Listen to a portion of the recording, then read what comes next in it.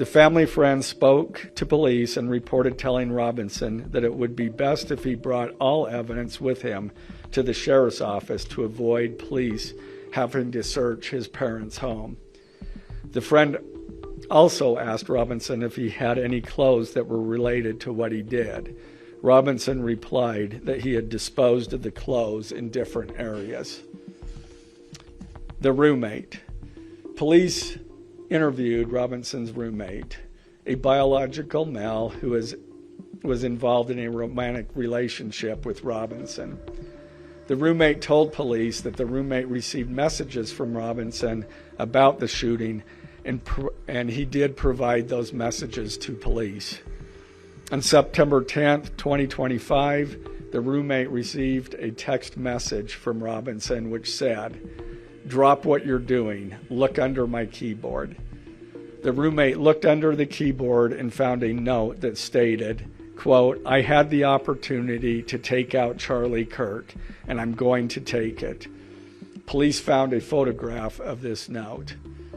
The following text exchange, then took place. After reading the note, the roommate responded, "What? You're joking, right?" Robinson, "I am still okay, my love, but am stuck in Orem for a little while longer yet. Shouldn't be long until I can come home, but I gotta grab my rifle still. To be honest, I had hoped to keep this secret till I died of old age. I am sorry to involve you."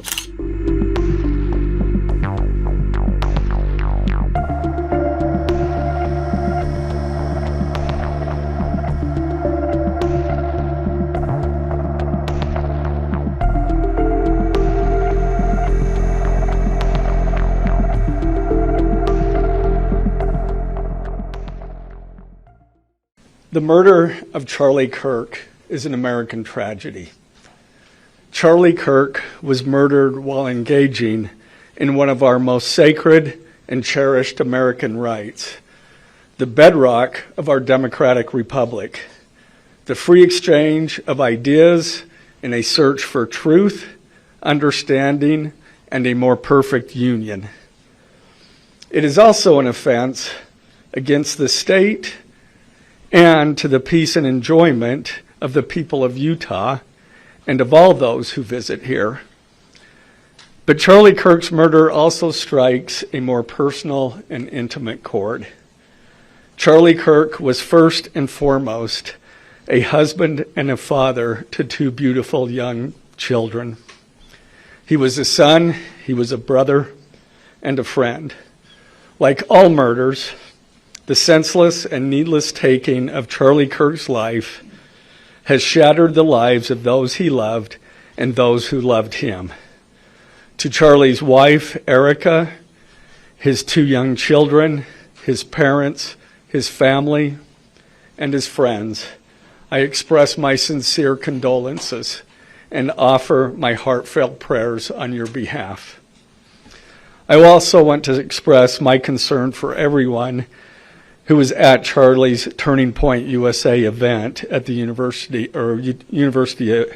Utah Valley University, and all who have been impacted by this tragedy. As county attorney, I am charged with bringing justice to those who offend our laws. I am charged with bringing justice for those who are harmed. I am charged with bringing justice for Charlie Kirk. I am committed to these aims. I take this responsibility seriously. Today, after reviewing the evidence that law enforcement has collected thus far, I am filing a criminal information charging Tyler James Robinson, age 22, with the following crimes. Count 1, aggravated murder, a capital offense, for intentionally or knowingly causing the death of Charlie Kirk under circumstances that created a great risk of death to others. Count 2, felony discharge of a firearm causing serious bodily injury, a first-degree felony. The state is further alleging aggravating factors on counts 1 and 2 because the defendant is believed to have targeted Charlie Kirk based on Charlie Kirk's political expression and did so knowing that children were present and would witness the homicide. The state is also charging defendant with count 3, obstruction of justice, a second-degree felony for moving and concealing the rifle used in the shooting. Count 4, obstruction of justice, a second-degree felony for disposing the clothing he wore during the shooting. Count 5, witness tampering, a third-degree felony for directing his roommate to delete his incriminating texts. Count 6, witness tampering, a third-degree felony for directing his roommate to stay silent if police questioned him. And count 7, commission of a violent offense in the presence of a child, a Class A misdemeanor, for committing homicide knowing that children were present and may have seen or heard the murder and did so based on Charlie Kirk's political expression. Also, following the press conference, I am filing a notice of intent to seek the death penalty. I do not take this decision lightly, and it is a decision I have made independently as county attorney, based solely on the available evidence and circumstances and nature of the crime. Because we are seeking the death penalty, the defendant will continue to be held without bail in the Utah County Jail. Turning to the 10-page information, these are the allegations.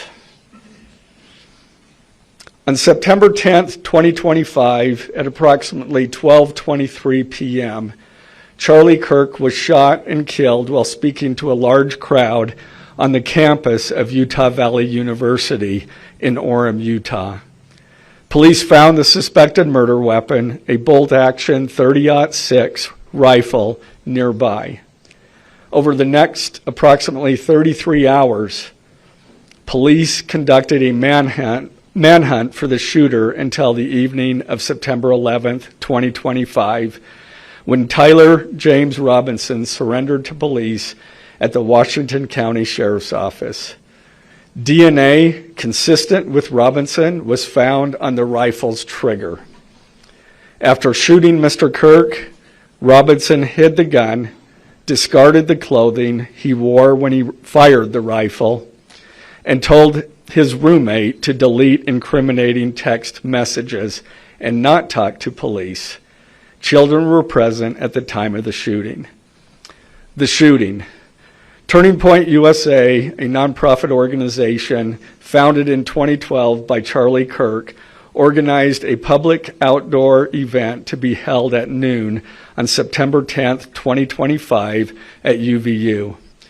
The event was the first in a series of similar events to be held at college campuses nationwide. Mr. Kirk is a well-known conservative activist famous for these type of events where he discusses various political issues and debates with audience members. His events and comments have garnered a significant number of supporters and drawn the ire of many who disagree with his political views. The event at UVU was announced far in advance and garnered significant publicity and interest. Consequently, several hundred people attended. Mr. Kirk was interacting with a crowd before the event officially got underway. Then, at approximately noon, Mr. Kirk seated himself under a portable canopy behind a table and microphone.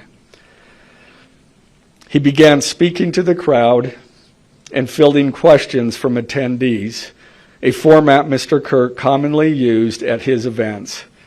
Mr. Kirk allowed his questioners to approach a microphone positioned directly in front of him. Mr. Kirk's team members were very close to him on his right and left, as well as some behind his canopy and others at various close locations near him. The large crowd surrounded Mr. Kirk on three sides. Temporary metal fencing separated attendees from Mr. Kirk by only a matter of feet. Directly above and behind Mr. Kirk was the UVU Hall of Flags, an indoor walkway spanning several hundred feet with floor-to-ceiling glass windows which overlooked the plaza where Mr. Kirk was seated. People were in the walkway at the time of the shooting. Approximately 15 minutes into the event, Mr. Kirk was answering a question about mass shootings by transgender individuals when a gunshot rang out. The bullet struck Mr. Kirk in the neck. He slumped to the ground almost immediately. The bullet's trajectory passed closely to several other individuals beside Mr. Kirk, including the questioner who was standing directly in front of Mr. Kirk. Children were visible near Mr. Kirk's stage when he was shot. Mr. Kirk was rushed to a nearby hospital where he was declared deceased. The medical examiner's report is still pending. So UVU surveillance. So at the moment of the shot, a UVU police officer was watching the crowd from an elevated vantage point. As soon as he heard the shot, he began to scan the area for threats. Believing the shot came from a rifle because of its sound, he looked for potential sniper positions. He noted a roof area approximately 160 yards away from Mr. Kirk as a potential shooting position and rushed there to look for evidence. The suspected shooting position is adjacent to an open, publicly accessible walkway. To access the suspected location, a person must climb over a railing and then drop to the roof only slightly below. The UVR being laying on the roof, impressions in the gravel potentially left by the elbows, knees, and feet of a person in a prone shooting position. Police reviewed surveillance from the camera covering the roof and discovered that it recorded an individual dressed in dark clothing cross the railing from the public walkway and drop onto the roof at approximately 12:15 p.m.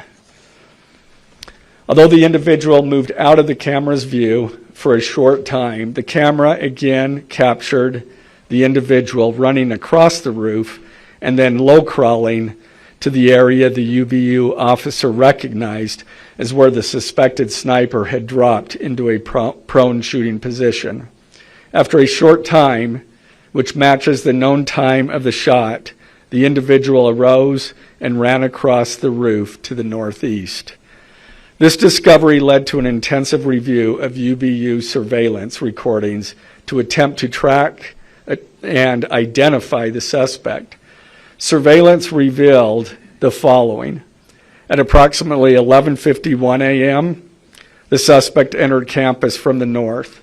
He is seen wearing a black shirt with an American flag in the center, a dark baseball cap, and large sunglasses. Throughout the surveillance, the suspect keeps his head down and rarely raises his head enough to get a clear image of his face. As he proceeds across the campus, he is seen walking with an unusual gait. The suspect walks with very little bending in his right leg, consistent with a rifle being hidden in his pants. This unusual gait continues until the suspect is seen crossing the railway off the open walkway and onto the roof, where he leaves the camera's view. A camera later captures the suspect as he runs across the roof to the suspected shooting position. Immediately after the shot was fired, a camera captures the suspect running across the roof carrying an item whose shape is consistent with a rifle. The suspect is then seen climbing down from the roof.